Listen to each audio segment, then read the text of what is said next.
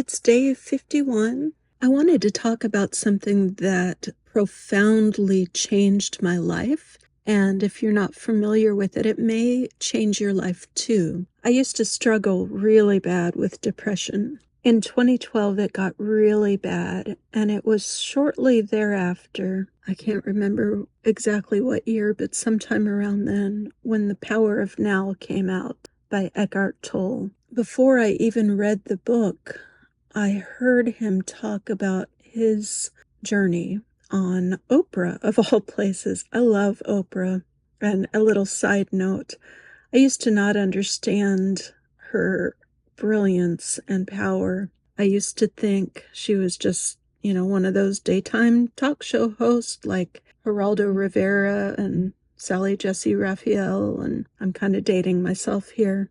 When I went to college, I went to film school in Chicago, downtown in the Loop at Columbia. Fantastic, fantastic film school. And it's a liberal arts college, has a television department, a film school, a writing department, fiction writing, fashion department, great theater department. It was just a phenomenal school. And one of my roommates worked on the Oprah show, and she was so excited.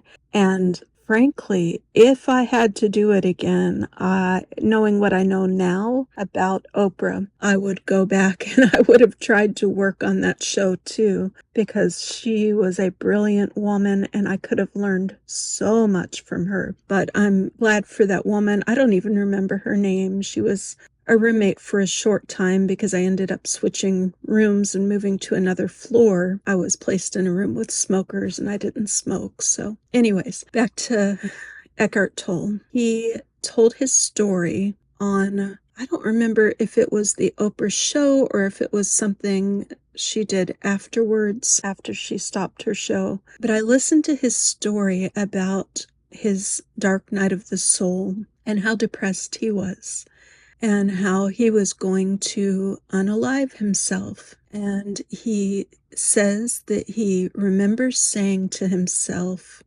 right before he was going to do it, I just can't live with myself anymore. And at that moment, he stopped and thought, wait a second, I can't live with myself any longer. It sounds like there are two different me's. And it was that moment he came to the realization that he is the awareness under his thoughts. He is not necessarily his thoughts. And that was so profound to him that he immediately had this awakening and came out of his depression.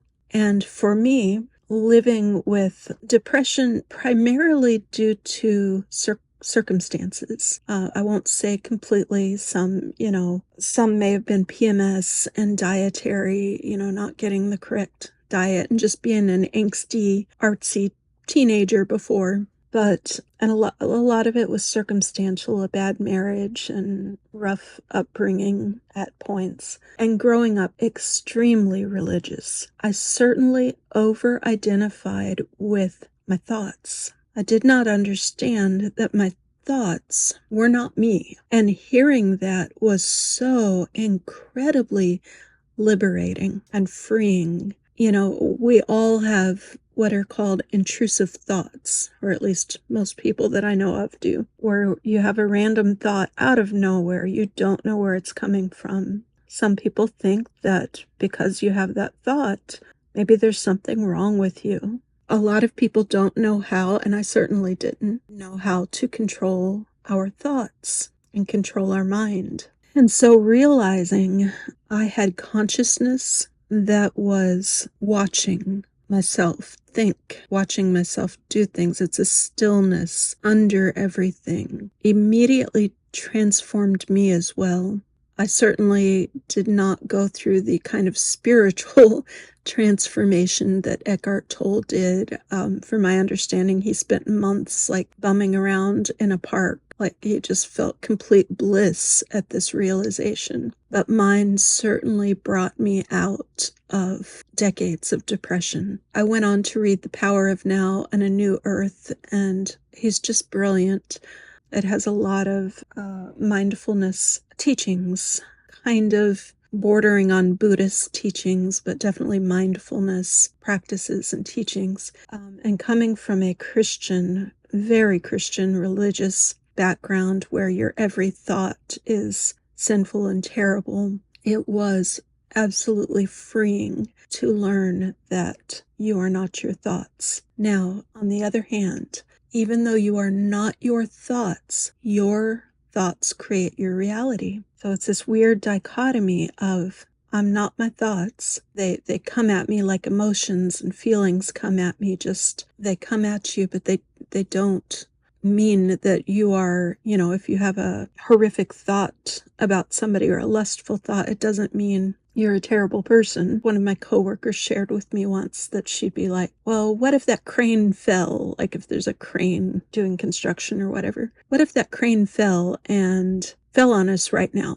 That's an intrusive thought. Or what if, we're driving down a busy interstate and all the cars slide on the road and crash and we die? Those are intrusive thoughts. So it really helped me to see I'm not my thoughts, but the quality of your thoughts shape your life. When you learn to, I followed this understanding up with meditation practice, which I'd never done before. If I was doing anything spiritual, it was praying and reading the Bible and devotionals and all that, since I come from a Christian background. And I wouldn't say meditation is necessarily spiritual. It's mindful. It helps us take care of our mind. The ability to clear your mind and not be bothered by things, reach a peaceful state, become stoic so that things won't bother you, is very powerful. And I started with, a minute of meditation, and I can now meditate 2 hours if I want to,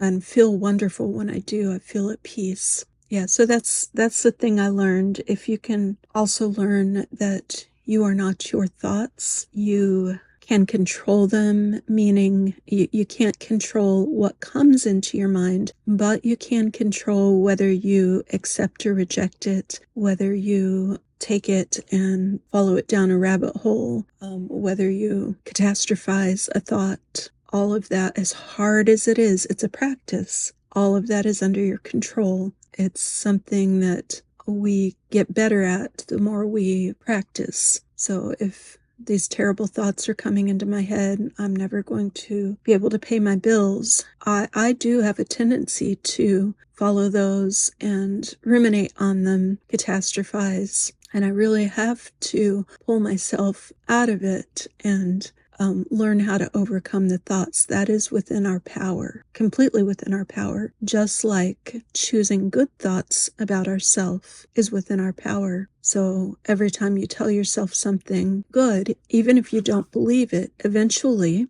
if you're in that relaxed state of meditation and your subconscious mind is open to hearing the message about love and better things for your life, those things will change your subconscious mind. There's also a great book called Breaking the Habit of Being Yourself by Joe Dispenza. Read a few years ago, and I'll talk about it sometime, but he also talks about transforming your mind. That's what I wanted to talk about today. It's, if you can read the book or even listen to that story by Eckhart Tolle about his dark night of the soul and the realization he had, I think it will also impact you the way it impacted me if you struggle with the same thing.